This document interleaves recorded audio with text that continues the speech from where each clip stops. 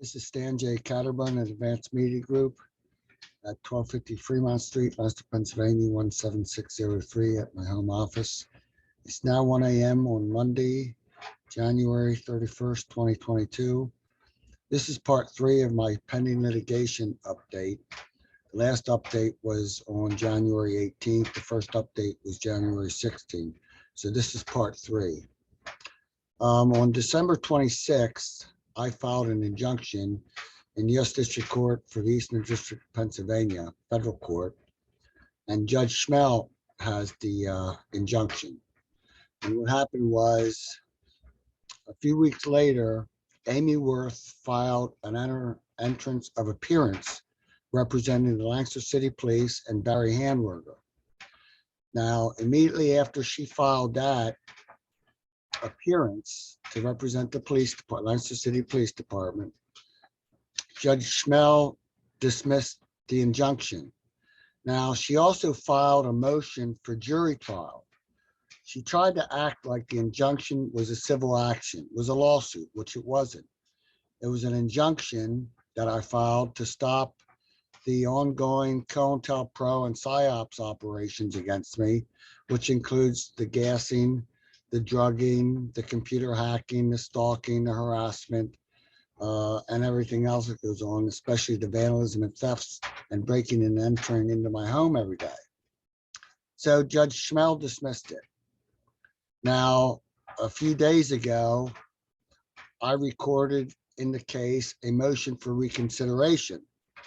Now, he dismissed the case and the case is closed, but I filed a motion for reconsideration, which was docketed, which he has to take into consideration and rule upon, which he hasn't done yet. So I'm going to read that, at least the first few pages of my motion for reconsideration. Now, I have a long-standing relationship with Judge Schmehl. He's had several of my cases. And in the memorandum, when he dismissed the case, he wrote a 7-page, I believe it's 7-page memorandum. There were 10 instances where he used the words frivolous. Now, what he does is he doesn't consider any evidence. All he does is look at my past court cases and goes through them, how they were unsuccessful. Now, they weren't all unsuccessful, of course, but he doesn't include that. I actually won a judgment in the Third Circuit Court of Appeals for my original lawsuit. That includes the antitrust and everything else that was filed in 2005. Now, I won a judgment. All those attorneys representing all those defendants tried to have the cases dismissed, but I won a judgment. The Third Circuit ruled that the cases had to go back for further litigation. Then I withdrew without prejudice. Now, sitting in that Third Circuit panel was Donald Trump's sister, Marianne Trump Barry, which is quite peculiar. Anyway, she resigned from the Third Circuit a week, I believe it was a week after President Trump was inaugurated.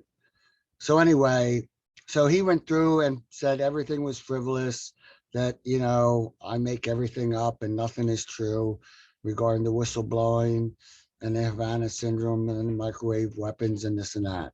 So I filed a motion for reconsideration, and this is what it reads. Brief in support of motion for reconsideration.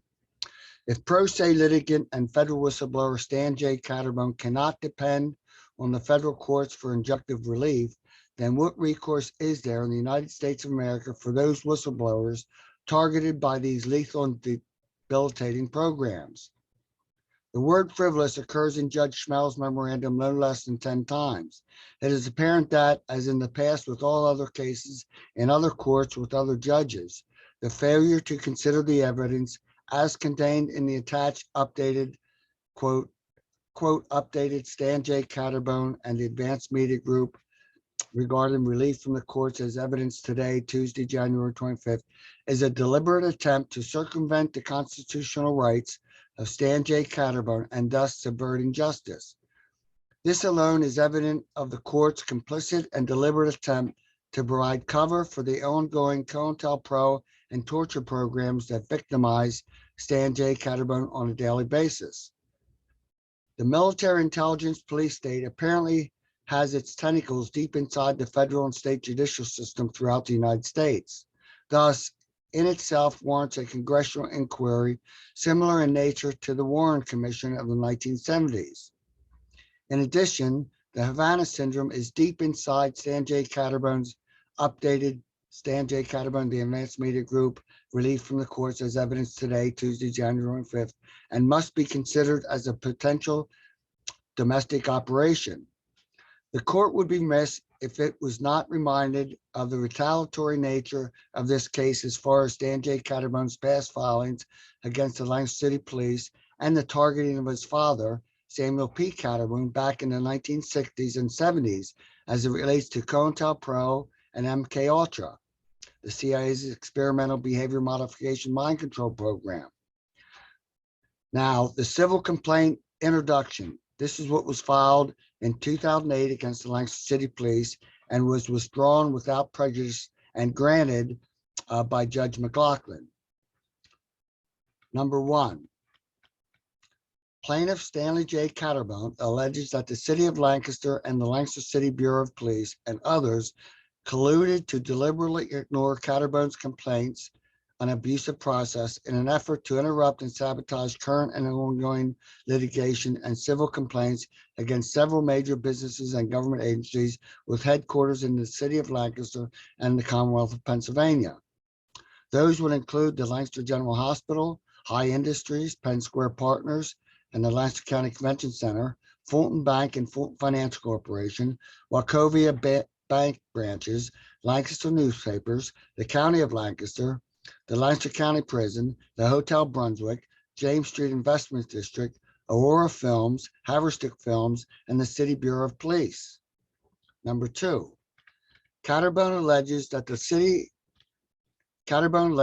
Lancaster City Bureau of Police were used to retaliate and sabotage other litigation and civil complaints against other police departments, namely the Southern Regional Police Department, Manheim Township Police Department, East Lampeter Police Department, Millersville Borough Police, Avalon Police Department, and the Stone Harbor Police Department.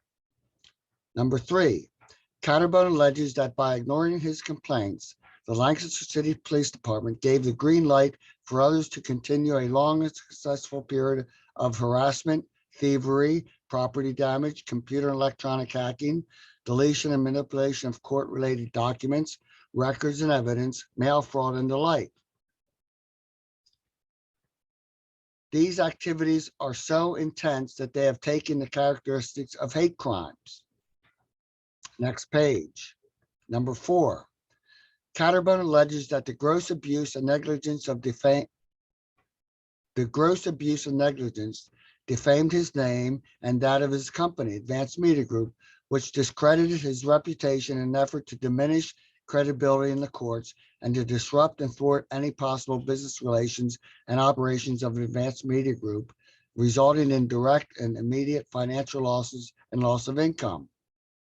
Number five, Chief Keith Sadler and the Lancaster City Police Bureau rejected and refused to resolve these disputes through mediation when Caterbone opened a case with the Lancaster Center for Mediation in May of 2008, and Keith Sadler communicated on May 8th that he would not cooperate and mediate with Caterbone. Number six, on several occasions in 2007, several police officers of the Lancaster City Bureau of Police instructed Caterbone in person upon responding to complaints not to call 911 or the Lancaster City Police Department, and the Lancaster City Bureau of Police would not respond to take complaints. Number seven, the Lancaster City Bureau of Police only took one incident of gas siphoned and stolen from Caterbone's 1991 Dodge pickup truck and refused to take the over 50 parentheses from December 20th to 2007 to present or so other incidents as a complaint, regardless of the efforts to have Lancaster City Mayor Rick Gray and the Lancaster City Solicitor to look into these allegations and complaints. Caterbone had meticulously documented the incidents in a journal and allowed gas receipts, photographs, and odometer miles for all of the incidents. Number eight, The City Bureau of Police had responded to approximately 10 or so 911 calls in the last 18 months to 1253 Mount Street, residents of Caterbone, for complaints of property damage, stolen property, legal and business files, and evidence for litigation, computer electronic hacking and deleted electronic files, harassment, terroristic threats, stalking, stolen mail, etc. Number 9, Caterbone had complained of abusive process to state and federal law enforcement of the situation, including U.S. Senator Arlen Inspector's office. Caterbone had also visited the Federal Bureau of Investigation in both Harrisburg and Philadelphia for help and intervention. Number 10, Caterbone had personal meetings with Lancaster City Mayor Rick Gray in Lancaster City Hall on at least 4 occasions to find a solution to the problem and for help to mediate the problems and resolve the conflicts and the pain and suffering, as well as loss and destruction of property that Caterbone was undergoing. Number 11. In November of 2007, Caterbone and the Advanced Media Group went public with their downtown Lancaster investments and business plans that were culminated over the past 9 years. The Advanced Media Group was formally and publicly introduced their downtown Lancaster action plan by handouts, websites, and blogs, and began meetings and negotiations with major stakeholders, City of Lancaster public officials, developers, and investors. Next page, number 12. In 1997, Caterbone had solicited attorney Christina Rainville of Philadelphia and pro bono attorney for Lisa Michelle Lambert in the Laurie Sher murder case. The murder trials and appeals of the Lambert case demonized Miss Christina Rainville and U.S. District Court Judge Stuart Dazell.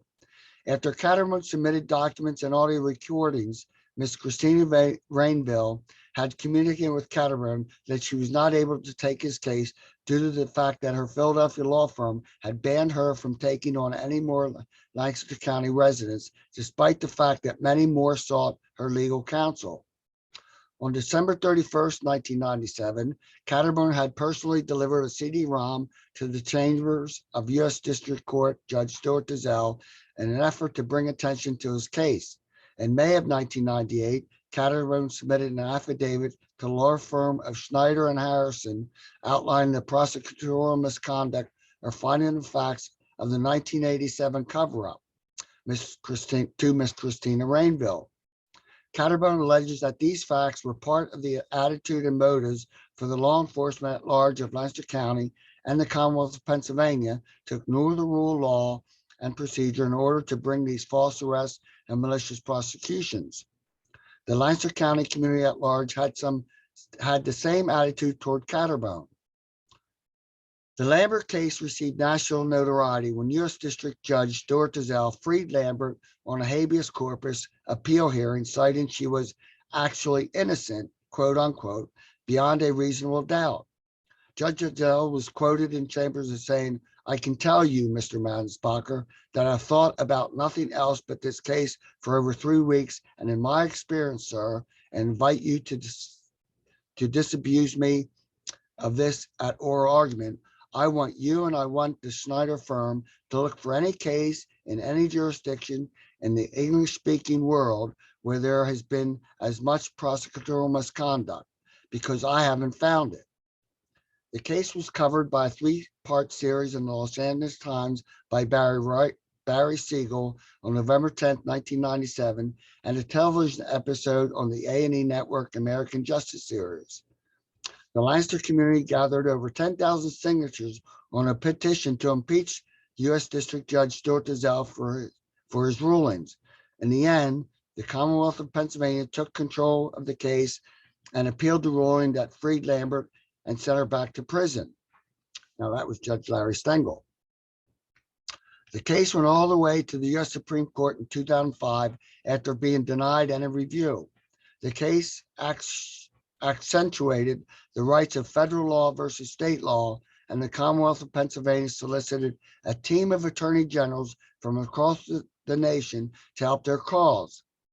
Caterbone attended a hearing before Judge Larry Stengel in the Lancaster County Court of Common Pleas and to this day, due to his knowledge and experience with the Lancaster County judicial system and law enforcement, believes the case should never have been conducted without a jury trial, and that overzealous prosecution proves that prosecutorial misconduct was never thoroughly investigated or prosecuted in the Lambert case.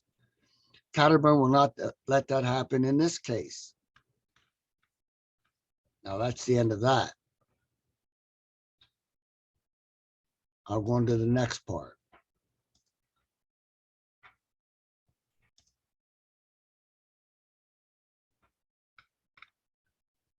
For these reasons above, Stan J. Caterbone requests Judge Schmehl to reconsider his conclusion and grant the preliminary injunction for relief as outlined in the 14 items for immediate relief. As stated before in the amended injunction and motion for summary judgment, the COINTELPRO operation to discredit Stan J. Caterbone and all allegations. 1.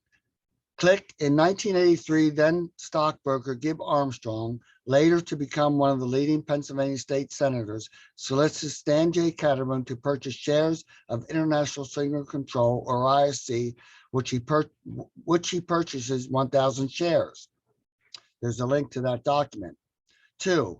On June 23, 1987, International Signal Control, or ISC executive Larry Resch, one of 3 executives sued for the $1 billion fraud by Ferrari International of England, visits Stan J. Caterbone at his office at Financial Management Group Limited, which he co-founded to help finance some of International Signal Control, or ISC's, failing assets or companies.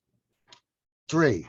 Stan J. Caterbone on June 23, 1987, has his locks changed to his office by Russell Locksmith of Lidditz and begins his whistleblowing activities. Next, on September 2, 1987, the Manheim Township Police and Lancaster County District Attorney's Office file 8 false arrests, 5 felonies, and 3 misdemeanors, and falsely imprisoned Stan J. Caterbone. Next, in December of 1987, International Signal Control, or ISC, merged with Ferrari International of London, England, in a $1 billion merger. Next, in March of 1988, all charges are dismissed by Lancaster County's District Attorney's Office, Joe Maddensbacher. Next, in the 1970s, William Barr was employed by the Central Intelligence Agency, or CIA. In the summer of 1991, Craig Stedman arrives from the Department of Defense's Military Intelligence Training Program as an assistant district attorney.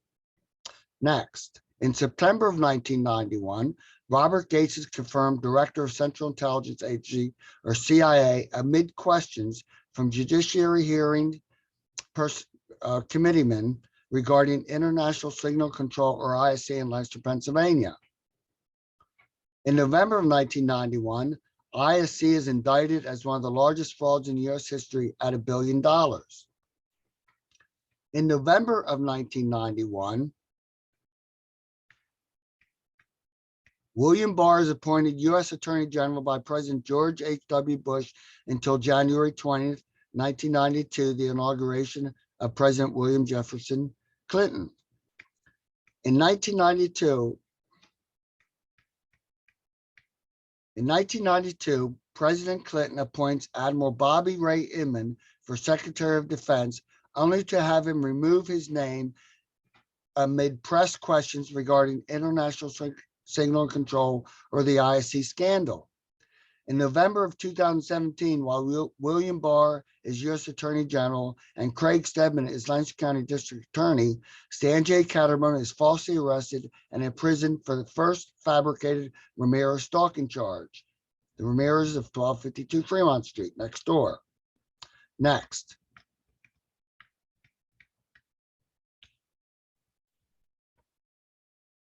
I got to wait. A hacker put something up on my screen. On January 11, 2019, again, while William Barr is U.S. Attorney General and Craig Stedman is Lancaster County District Attorney, Stan J. Caterbone is falsely arrested and imprisoned for the second fabricated Ramirez stalking charge and falsely imprisoned for 9 months until October 3, 2019, or almost 9 months. On October 3, 2019, Stan J. Caterbone pleads no contest and is released from the Lancaster County Prison only after receiving 16 years probation and is in the custody of the Lancaster County Court of Common Pleas until the age of 77, which is about the age when my father was murdered up in New York City in 2001.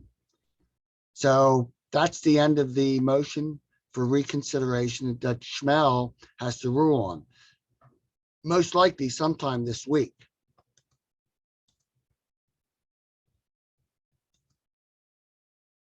Now, in addition, the other day, I also filed an amicus in Lopez versus Lancaster City Police, which involves the Muniz case. Muniz was the person shot and killed in 2018 up on Laurel Street, which caused all the protests down in downtown Lancaster and some of the riots.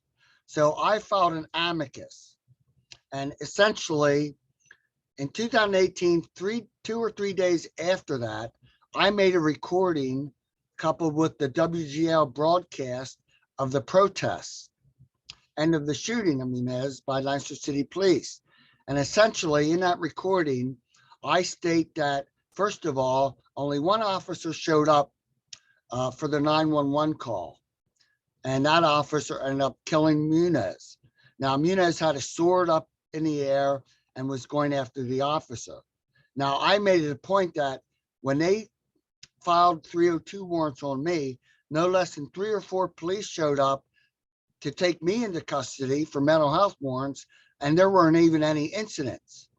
The other problem is that a few months or a year before that, Muniz was in prison on $1 million bail. He assaulted people and had a track record of threats and things like that. Now, all of a sudden, that bail was converted to unsecured. He was released from prison and then a few months later, shot and killed by the Lancaster City Police.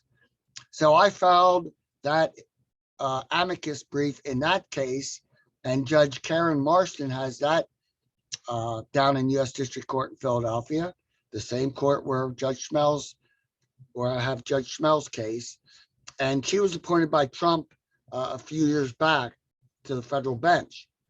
Now, I didn't get the email yet back from the clerk saying it was recorded, but I have a copy of the email that was sent. And because of COVID-19 and because I'm pro se, we have to file everything by email. My Pacer account, which would allow me to file electronically the way other attorneys do, was hacked 5 years ago and never restored. So it's now 1:24 a.m. on Monday, January 31st, 2022. I'm going to end this part 3 update to my pending litigation. I'm at 1250 Fremont Street, Lancaster, Pennsylvania, 17603, in my home office in my basement. Again, it's Stan J. Caterbone, Advanced Media Group, at 1:25 a.m. Monday, January 31st, 2022. This will end this update.